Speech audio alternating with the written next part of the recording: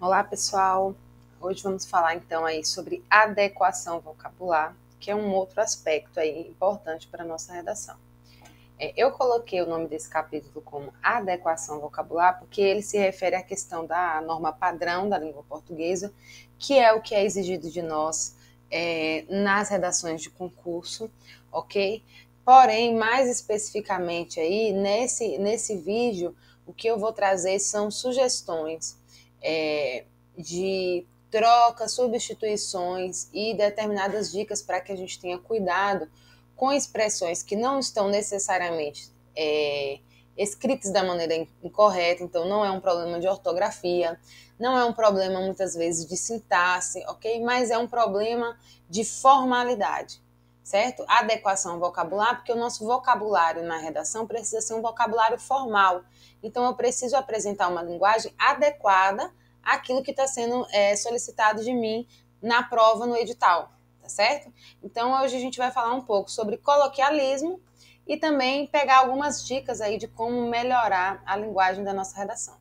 Então, o coloquialismo, né, se caracteriza por ser uma linguagem mais descontraída, aquela que usamos para conversar com amigos e familiares no dia a dia. E, em geral, na linguagem coloquial estão presentes gírias e expressões que nem sempre prezam pelas regras gramaticais. Ok? No contexto pessoal, não há problema em utilizar esse tipo de linguagem. No entanto, na redação pode se tornar um motivo para perda de pontos. A banca avaliadora geralmente não avalia bem redações que utilizam linguagem coloquial. O ideal é utilizar a norma culta para redigir a sua redação. Ok? Então, o coloquialismo são expressões que a gente utiliza, inclusive eu utilizo aqui na aula com vocês, certo? Para deixar a minha linguagem mais descontraída, mais até acessível em alguns pontos. Então eu utilizo aqui, mas na minha redação lá eu não posso utilizar, ok?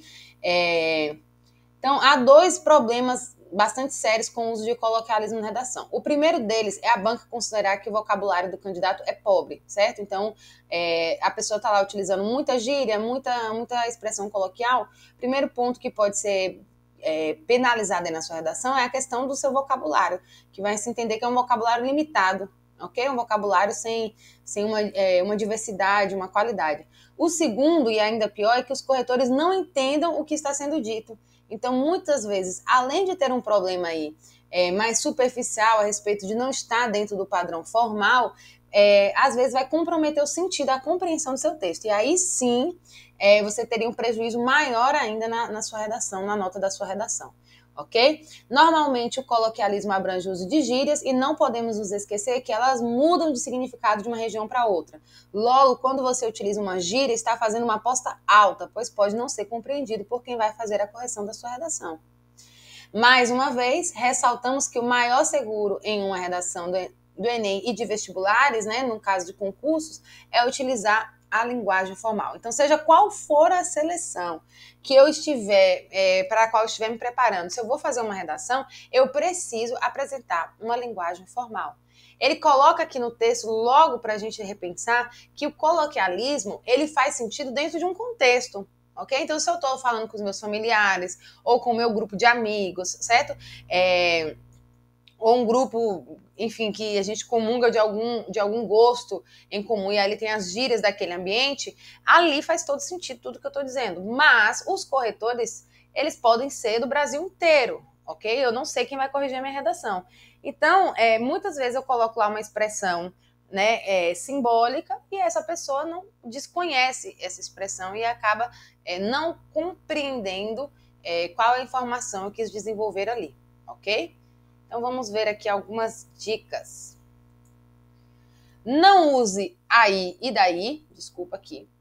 Então, às vezes, na oralidade, a gente usa esse aí, ou daí, não sei o quê, daí, não sei o quê, daí, então, daí, não sei o quê. Então, a gente utiliza para tentar fazer uma costura, né, para amarrar as informações do nosso texto oral. Mas na redação a gente não pode utilizar. Evitar o uso de e repetidamente. E isso, e aquilo, e não sei o quê, e não sei o quê. Não podemos, certo? A gente vai precisar utilizar outros conectivos aditivos, ok? Ou outras estratégias que permitam o sentido da adição sem necessariamente ter que ficar utilizando o e o tempo inteiro. As contrações também não são legais, como pra no lugar de para, ok? Não existe pra na norma, na formalidade. O correto é para. Então, na minha redação, eu não vou utilizar pra. Eu vou utilizar sempre para. Não se recomenda o uso de interjeições, como em, puxa, ó, que são expressões que a gente coloca aí para simbolizar, representar algum sentimento, alguma emoção que a gente está tendo. A gente não vai colocar isso na nossa redação, tá? Cuidado com o uso de então. Muitas pessoas colocam assim, então não sei o quê, então não sei o quê, então não sei o quê. Também como uma espécie de conectivo aditivo, embora, né, não seja a sua função formal, mas a gente tem que tomar esse cuidado porque é uma marca muito comum na oralidade. Então aqui essas dicas são de aspectos que são comuns a gente praticar no oral, né, na linguagem formal, ou informal, perdão, e que na nossa redação, por ser a linguagem formal, a gente não pode ficar cometendo esses mesmos atos. Evite o uso de ditados populares, lembrem-se, né, nossa redação ela é objetiva, então eu preciso usar uma linguagem direta, certo? E argumentativa. Utilizar pronomes eu e você também está proibido. Proibido! Eu não utilizo eu na minha redação. Eu não posso marcar eu penso, eu acho, na minha opinião, nunca, jamais, nem sob ameaça, eu vou colocar essas expressões, ok? E você, o pronome você, primeiro que ele é informal, né? Porque o formal seria o tu. Segundo que o pronome você ele seria utilizado se a gente estivesse conversando com essa pessoa que está lendo a nossa redação. E eu não posso conversar com o corretor, ok? Então, eu não vou fazer nenhuma provocação. O que você acha disso? Não existe você na redação, certo? O uso de palavras que generalizam ou radicalizam também não é recomendado. Evite usar palavras como todos, ninguém, impossível, jamais, sempre. Essas expressões que são muito totalizantes, tanto assim, todos ou nenhum, né, tá totalizando ou a participação de todas as pessoas ou de ninguém. São afirmações muito, muito amplas que a gente não tem condição de argumentar, justificar e comprovar com fatos. E lembrem-se, a minha redação argumentativa, eu estou tentando colocar fatos, colocar argumentos embasados na realidade, em dados concretos. Então, eu não vou utilizar essas expressões que generalizam. Muitas vezes eu quero colocar ali que a grande maioria tem determinada característica ou faz determinada coisa, então eu vou colocar a maioria, certo? Eu não vou colocar todos. Se eu quero dizer que é raro encontrar uma pessoa que tenha determinado tipo de característica ou comportamento, por exemplo, eu vou dizer raramente, ok? Mas eu não vou colocar nunca ou ninguém, certo? Preste atenção para não utilizar a linguagem da internet. Isso aí, por favor, né, pessoal? Não pode de jeito nenhum. Então, não vou colocar VC, PQ, nada disso na minha redação eu posso utilizar. As gírias e palavrões estão expressamente proibidos. Então, além da gíria, ó, o palavrão também. Eu não posso fazer lá uma crítica nervosa, começar a xingar lá, certo? Utilizar palavrão. Isso seria considerado, a depender da prova, até atentado ao pudor. E isso pode, inclusive, em alguns editais, zerar a sua redação. Então, nada de palavrão, nada de gíria. Não utilize palavras difíceis sem conhecer o significado. Então, isso aí é dica de ouro, gente. Formalidade não é utilizar palavra difícil ou arcaica ou desconhecida, certo? Evidentemente, quanto mais conhecimento formal você tem, mais é mais comum para você, tipo, utilizar expressões que estão adequadas, que são corretas, mas são pouco conhecidas da grande maioria. Mas você tem que conhecê-las bem para utilizá-las, ok? Então você não vai colocar ali uma expressão que você não tem domínio sobre ela, porque você corre o risco de estar colocando uma coisa totalmente fora de um contexto necessário para ela e acabar prejudicando a sua nota. Ao invés de dar uma rebuscada na linguagem, você vai acabar prejudicando a sua linguagem. Evite expressões comuns, como hoje em dia, muitas sociedades, muitos países. Então, vou utilizar expressões mais formais. Atualmente, na contemporaneidade, certo? Na atualidade, vou usar termos mais formais. Muitas sociedades, diversas sociedades, ou algumas sociedades, determinadas sociedades, ou ainda posso citar quais sociedades são essas, ok? Evite a utilização de a gente em vez de nós. A gente... professora, mas eu não posso usar a primeira pessoa no texto. Não posso mesmo, mas às vezes A gente está falando, por exemplo, da sociedade brasileira, e aí a gente quer colocar assim, ó, nós precisamos, nós, sociedade brasileira, ok? Então, eu não posso colocar a gente precisa, tem que ser nós, beleza? A gente é uma expressão totalmente informal e se ela for utilizada, certo? Ela precisa ser utilizada nesse sentido separado, a gente. Porque se eu coloco junto, aí é um outro sentido, certo? Um agente, um sujeito que age e faz determinada ação.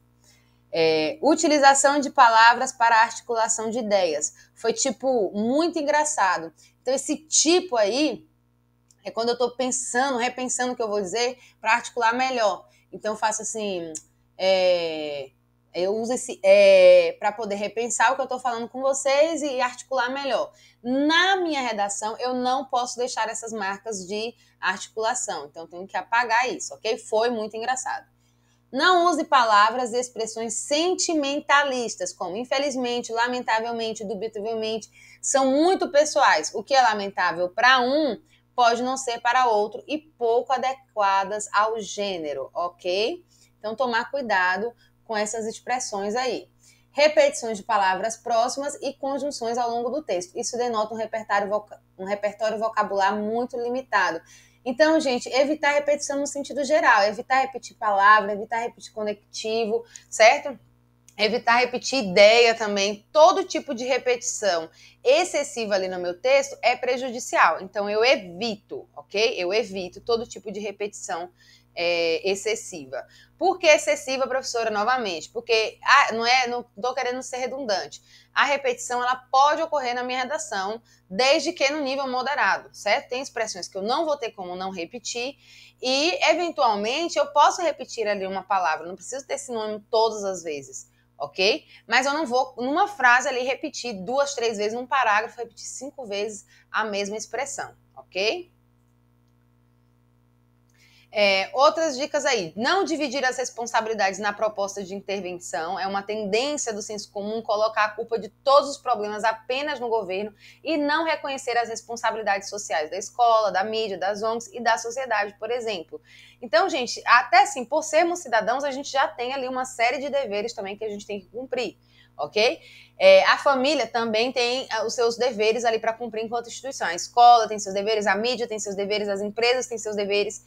Portanto, quando a gente for colocar uma proposta de melhoria, se a gente só bota assim, governo, de uma maneira generalista, só mostra que a gente está colocando ali só por colocar, que a gente não pensou de fato na nossa proposta. Então, procurem especificar melhor qual órgão do governo, ou qual área do governo, ou qual tipo do governo, se federal, estadual, municipal, certo? Ou se algum ministério, ou se a Câmara, enfim, especifica melhor qual parte do governo e também reconheça a importância da atuação de outros setores da sociedade, que não somente o governo, ok? Então, nós, enquanto sociedade como um todo, temos uma série de obrigações e que também nos cabe participar e atuar para a melhoria da sociedade, ok? Então, dividir essas obrigações é uma estratégia aí para deixar meu texto com a linguagem mais apurada, ok? Estruturas com ambiguidade, como Ana foi atrás do cachorro correndo. Quem estava correndo? O cachorro ou Ana estava correndo atrás do cachorro? Então, tomar cuidado com essas expressões onde eu tenho uma ambiguidade, que é quando eu posso ter 2 sentidos ali, os 2 estão possíveis naquela frase. Então, eu vou colocar ou Ana foi correndo atrás do cachorro, para dizer que Ana estava correndo, ou Ana foi atrás do cachorro que estava correndo, para dizer que o cachorro estava correndo, ok? Aqui tem outras sugestões de trocas, ok? De expressões coloquiais e simbólicas, ok? Para expressões mais formais e objetivas. Então, não é flor que se cheire. Por não é confiável, não é honesto, ok? Então, ao invés de eu colocar não é flor que se cheira, eu vou colocar que não é confiável, não passa confiabilidade, não é honesto. Pegou mal, certo? Não vou utilizar essa expressão na minha redação. Passou uma impressão errada, gerou um embaraço, foi desagradável. Eu vou colocar uma denotação mais objetiva e formal daquilo que não foi legal, não foi bacana na atitude de alguém, certo? Deixar rolar por permitir que continue acontecendo ou não impedir que tome seu curso natural, certo? Então, não vou utilizar deixar rolar na minha redação. Pegar no pé por importunar, ser insistente. Ganha-pão. Ganha-pão, muita gente usa o ganha-pão dos brasileiros. Não é ganha-pão, é uma renda fixa ou uma forma de sustento, certo? Quebrar um galho, por um improviso para resolver uma situação. Vou estar enviando um e-mail para você, eu enviarei, certo? Então, vou estar enviando, eu tenho 3 verbos aí. Vou estar enviando. Então, eu vou optar por colocar eu enviarei um e-mail para você, ok? Correr atrás por persistir ou perseverar. Então, ao invés de colocar assim, é necessário correr atrás, eu vou colocar, é necessário persistir, perseverar, buscar, certo? Vou colocar verbos mais precisos. A céu aberto, por ao ar livre. Abandonar o barco por desistir de uma situação difícil. Abotoar o paletó por morrer. Abrir mão de alguma coisa. Isso aqui, ó, a gente usa muito na redação.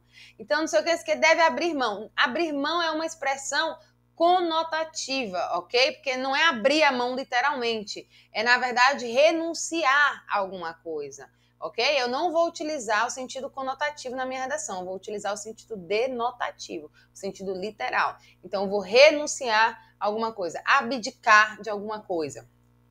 Abrir o jogo por denunciar ou revelar detalhes. Também tomar cuidado com esse abrir a mão, abrir o jogo e abrir os olhos, ok? Que são expressões que a gente usa muito e eventualmente a gente coloca na redação sem nem perceber. Então, não é abrir o jogo, é denunciar ou revelar alguma coisa. Não é abrir os olhos, é alertar, convencer, chamar atenção, demonstrar, certo? Provar algo. Acertar na lata, acertar com precisão ou adivinhar de primeira.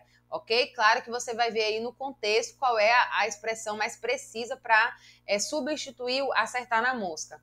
Ou agarrar com unhas e dentes, que na verdade aí é agir de uma forma extrema para não perder algo, ou também persistir em determinado objetivo, certo? Agarrar com unhas e dentes aquela oportunidade, quer dizer, valorizar aquela oportunidade, certo? Se manter naquela oportunidade. Então, vamos evitar todas essas expressões coloquiais, ok? E vamos utilizar expressões objetivas na nossa redação. Isso vai ser fundamental para que o nosso texto ele seja bem avaliado também no aspecto da expressão. Certo, pessoal? Então, fica aí algumas dicas para que vocês não errem mais com essa questão. Além disso, claro, é muito importante vocês revisarem o conteúdo de português. Como na prova do concurso vocês já precisam estudar português para a prova objetiva, aproveitem essa oportunidade para rever as colocações pronominais, concordância, regência verbal, estrutura da frase, da oração, certo? Todos esses conteúdos que vocês aprendem lá para resolver questão vão servir também para desenvolver uma boa linguagem na redação de vocês, uma linguagem formal, tá certo? Então, a respeito de adequação vocabular, é isso, vai ter um material de apoio aí também para que vocês possam dar continuidade aos estudos.